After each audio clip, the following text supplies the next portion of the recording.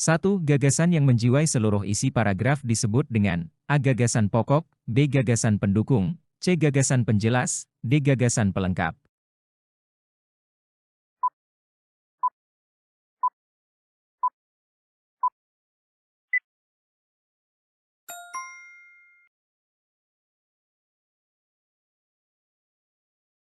Gagasan pokok adalah inti atau ide utama yang menjiwai seluruh isi paragraf.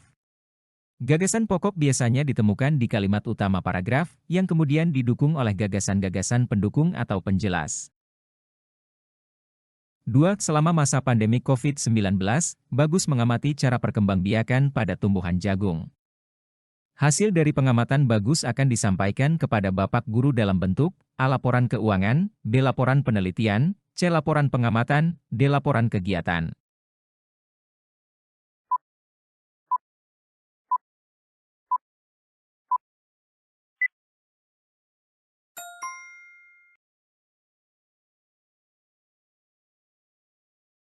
Hasil pengamatan Bagus mengenai cara perkembangbiakan pada tumbuhan jagung akan disampaikan dalam bentuk laporan pengamatan. Laporan pengamatan berisi data dan informasi yang diperoleh dari hasil observasi suatu objek atau peristiwa tertentu. 3. Paragraf yang letak kalimat utamanya terletak di awal disebut paragraf. A. Deduksi, B. Deduktif, C. Induktif, D. Campuran.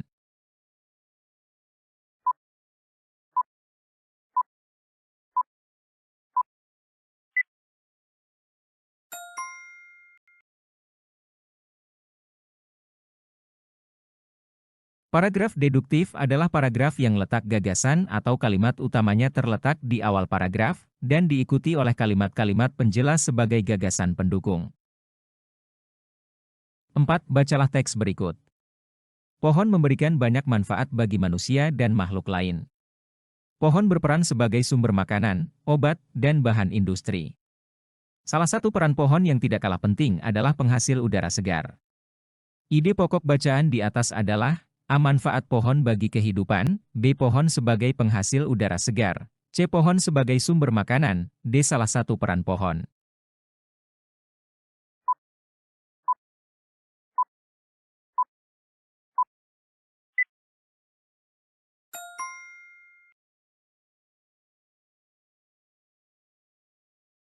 Teks tersebut menjelaskan berbagai manfaat pohon untuk manusia dan makhluk lain, termasuk sebagai sumber makanan, obat, bahan industri, dan penghasil udara segar.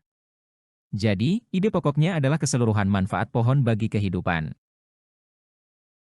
5. Hal-hal yang harus diperhatikan dalam membuat sebuah kesimpulan adalah A. Intonasi yang jelas, B. Ekspresi yang tepat, C. Dibuat berdasarkan ide pokok, D. Menggunakan kosakata tidak baku.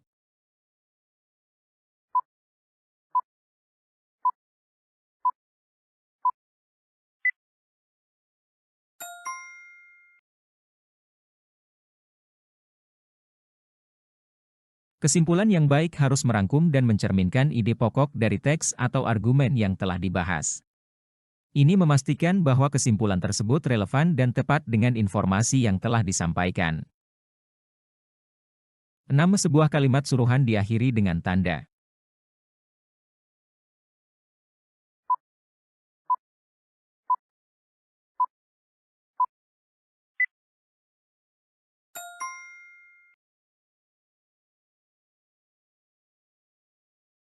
Sebuah kalimat suruhan diakhiri dengan tanda seru.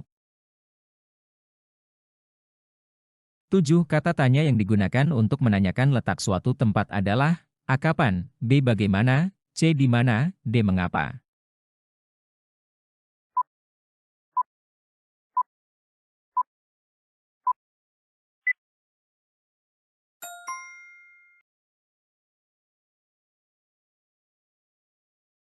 Kata tanya yang digunakan untuk menanyakan letak suatu tempat adalah di mana.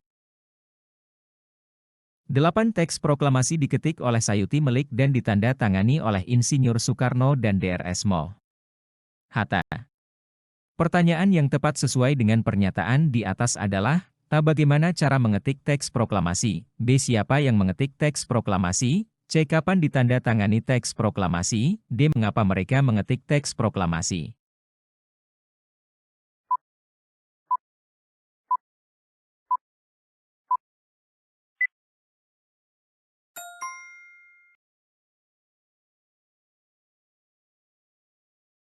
Pernyataan tersebut menyebutkan bahwa teks proklamasi diketik oleh Sayuti Melik, sehingga pertanyaannya harus mengacu pada siapa yang melakukan tindakan tersebut.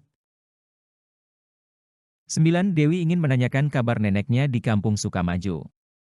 Kata tanya yang tepat digunakan adalah A. Bagaimana, B. Di mana, C. Kapan, D. Mengapa.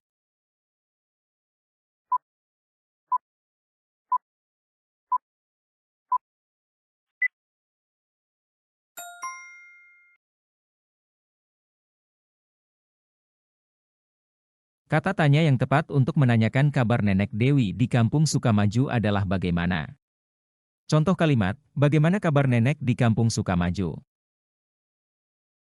10 kalimat yang sesuai dengan kaidah tata bahasa, baik itu ejaan maupun tanda bacanya, sehingga mudah dipahami oleh pembaca atau pendengarnya disebut kalimat A. Utama, B. Penjelas, C. Efektif, D. Tidak efektif.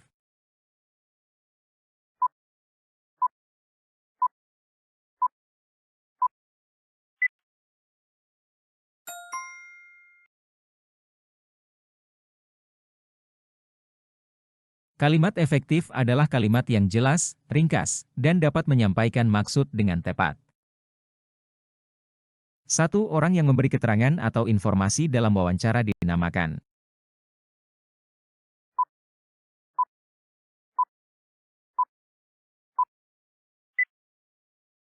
Orang yang memberi keterangan atau informasi dalam wawancara dinamakan informan atau narasumber.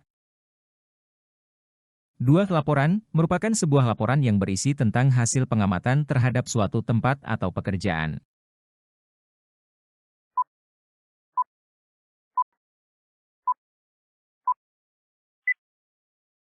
Laporan pengamatan merupakan sebuah laporan yang berisi tentang hasil pengamatan terhadap suatu tempat atau pekerjaan. 3. Paragraf yang kalimat utamanya terletak di akhir paragraf disebut paragraf.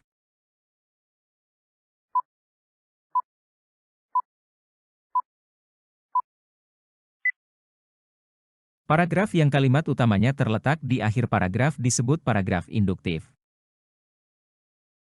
4. Kata tanya yang digunakan untuk menanyakan jumlah adalah.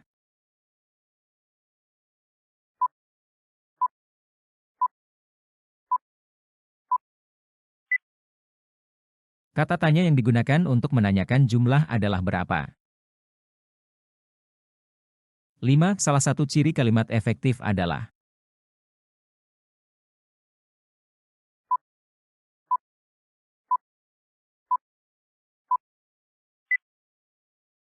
Salah satu ciri kalimat efektif adalah memiliki unsur pokok, minimal subjek dan predikat, menggunakan struktur bahasa yang tepat, memenuhi kaidah ejaan yang tepat, menggunakan diksi yang tepat.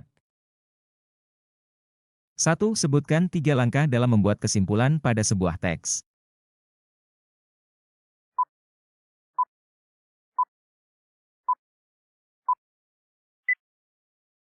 3 langkah membuat kesimpulan, membaca teks secara intensif, menemukan ide pokok, merangkai ide pokok menjadi paragraf. 2. Jelaskan apa yang dimaksud dengan paragraf deduktif dan induktif.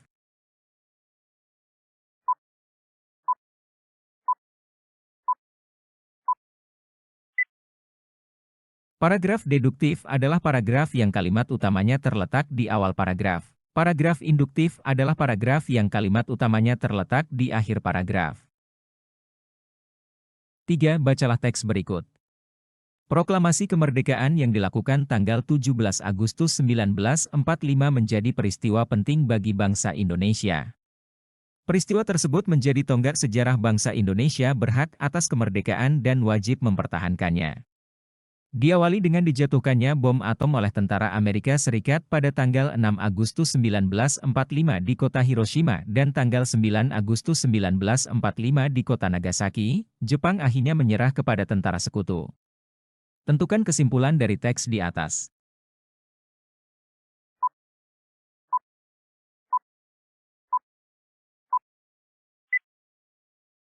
Proklamasi kemerdekaan 17 Agustus 1945 merupakan tonggak sejarah bangsa Indonesia.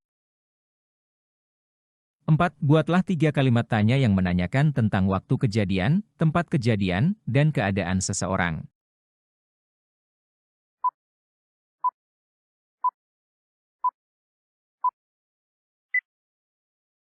Waktu kejadian, kapan peristiwa itu terjadi, tempat kejadian, di mana peristiwa itu terjadi, keadaan seseorang, bagaimana keadaan orang tersebut setelah kejadian. 5. Bacalah teks berikut. Berdasarkan teks di atas, buatlah 3 pertanyaan dengan kalimat tanya yang berbeda beserta dengan jawabannya.